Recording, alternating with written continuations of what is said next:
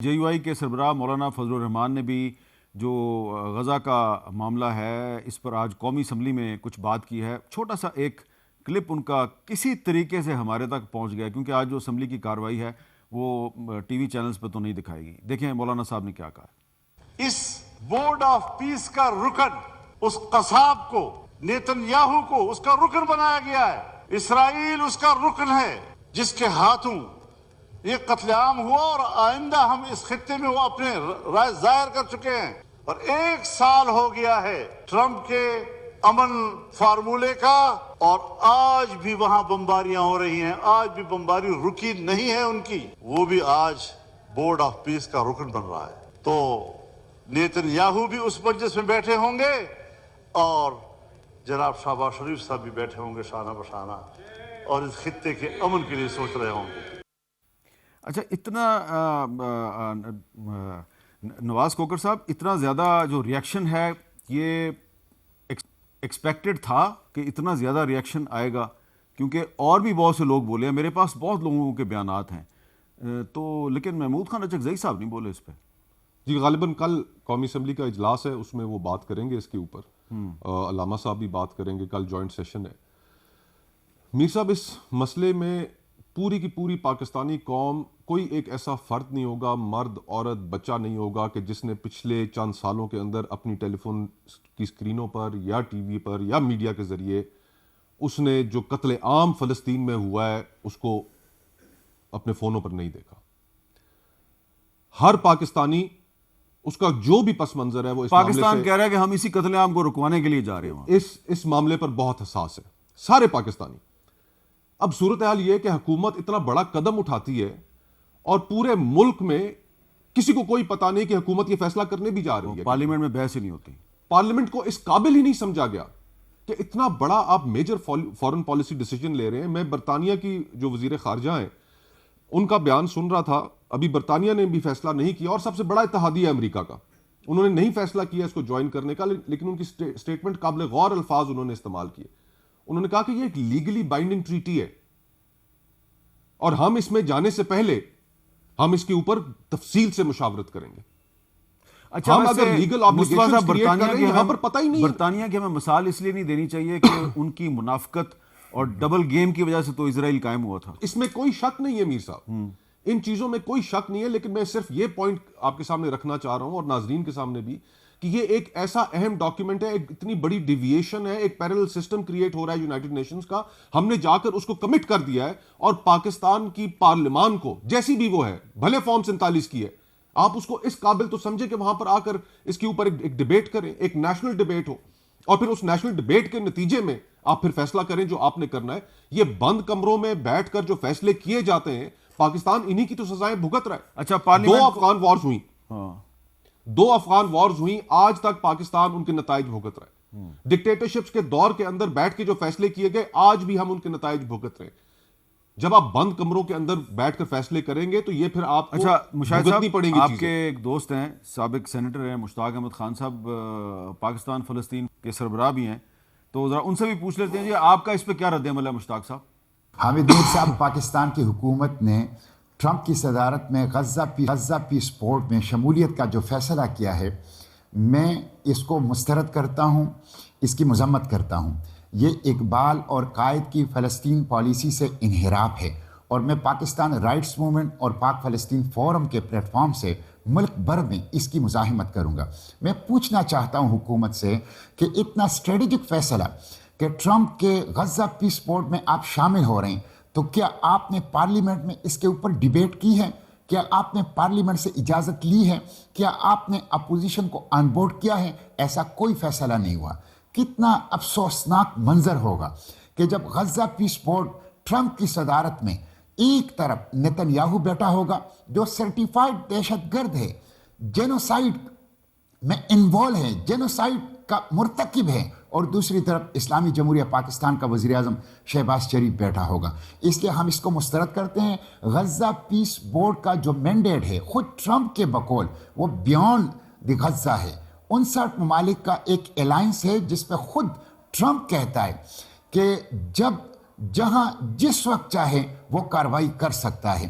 اس لیے یہ امریکی مفادات کے لیے ایک پیس بورڈ بنا ہے اور اسی پیس بورڈ کے تحت انٹرنیشنل اسٹیبلائزیشن فورس ہوگی جس کو ایک امریکی جنرل کمانڈ کرے گا. اچھا، اور بہت انٹرنیشنل اسٹیبلائزیشن فورس کے بارے میں ٹرمپ اور امریکی اہلکار بار بار کہہ چکے ہیں کہ اس کا مینڈیٹ ہے حماس کو غیر مسلح کرنا. بہت شکریہ. تو یہاں پہ آگے ختم ہو رہی ہے مشاہد صاحب کہ پاکستان کو الٹیمیٹلی کہا جائے گا کہ آپ اپنی فوج غزہ بھیجیں. میر صاحب ایک تو چیزیں میں کلیریفائی کر دوں. جی ایک تو طرف ایک ہم کہتے ہیں کہ جی جو پارلیمنٹ ہے ربر سٹیمپ ہے، فارم 47 کی پیداوار ہے، وچ از اے فیکٹ.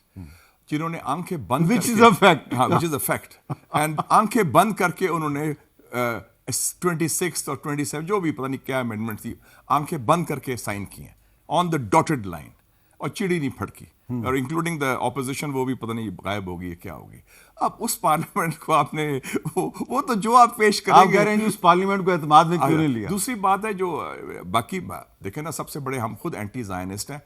ایک زمانہ تھا، فیکٹس تو فیکٹس ہونے چاہیے نا، کہ آپ کا اپنا لابیسٹ جوئش لابی کا بندہ تھا مارک سیگل، آپ نے اس کو لابیسٹ رکھا واشنگٹن ڈی سی میں، آپ نے اس کو $5 ملین دیے 3 مختلف ٹینیور پہ. اس کو تو کسی کا نکاح نہیں ٹوٹا کہ جوئش لابی ہے یا وہ زائنسٹ ہے، سارا کچھ ہے. آپ پیسے دیتے تھے اس کو چونکہ آپ کو سیاسی یا ذاتی تعلقات تھے اس سے. آپ کو کوئی مجبور نہیں کر سکتا. We are a nuclear country.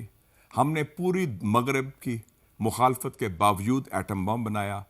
ہم نے پورے دنیا کے مخالفت کے باوجود چین سے دوستی کی ہے اور قائم ہے اور آگے بڑھا رہے ہیں. اچھا، ویسے یہ بتائیں کہ چین کیوں نہیں اس میں شامل ہوا؟ ظاہر ہے چین تو نہیں کرے گا، چین تو ایٹ پار ہے نا. چین تو 2 سپر پاور ہیں اس وقت، وہ ٹرمپ سے آگے بڑھ گیا. شی جن پنگ ٹرمپ تو ایک ڈکلائننگ پاور کا لیڈر ہے نا، یہ تو آخری ان کا ہے. تو پھر پوٹن صاحب جو ہیں وہ اتنے گڈی کیوں ہیں؟ پوٹن کا اس لیے کہ پوٹن کو تو جواز مل گیا نا. اس کو تو کہتے تھے آپ پرسونا نان گریٹا ہیں، اس کو تو یورپ نے کہا ہوا تھا کہ یہ سب سے بڑا دشمن ہے. پوٹن تو بڑا خوش ہے کہ جو وینزویلا میں ہوا ہے وہ یوکرین کی جسٹیفیکیشن ہوگی، اور ٹرمپ نے اس کو اڈاپٹ کر لیا ہے، ٹرمپ نے اس کو جواز دے دیا ہے. اور اس میں ایک اور چیز ہے، یہ جو اس کی کوئی انٹرنیشنل لیگیلٹی نہیں ہے. جو برٹش فارن منسٹر کا یہ ایک انٹرنیشنل NGO ہے، اس میں ٹرمپ پیسہ بھی بنانا چاہ رہا ہے جو $1 بلین کی چیز ہے. اس میں ہم نہیں آتے. وہ ٹینیور 3 سال کا ہے.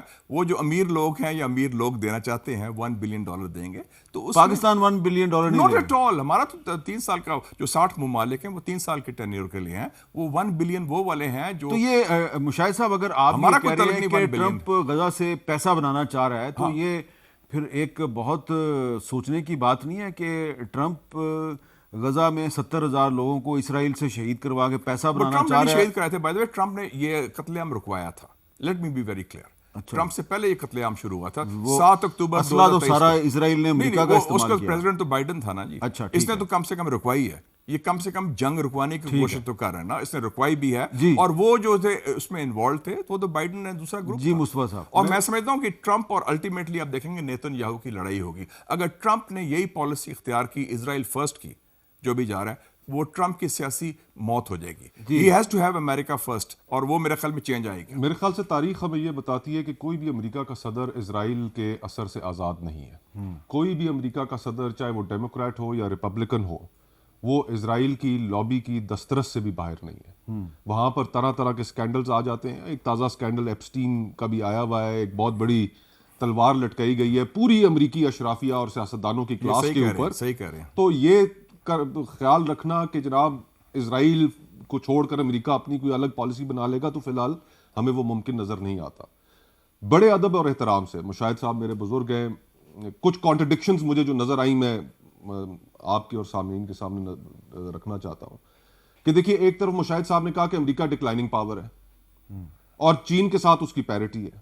اگر وہ ایک ڈکلائننگ پاور ہے تو پھر ہم اس ڈکلائننگ پاور کے ایک ذاتی کلب میں جو ٹرمپ صاحب بنا رہے ہیں اس میں کیوں جا رہے ہیں؟ ہماری جو فورن پالیسی ہے، کیونکہ ہم ایک ڈکلائننگ ڈیموکریسی ہیں. ہم ڈیموکریسی ہے ہی نہیں. ہم ڈیموکریسی میر صاحب ہے ہی نہیں. ایک زمانہ تھا 2008 سے لے کے 2014-15 تک پاکستان کو رکھا گیا ایک فلیجلنگ ڈیموکریسی کی کیٹیگری میں.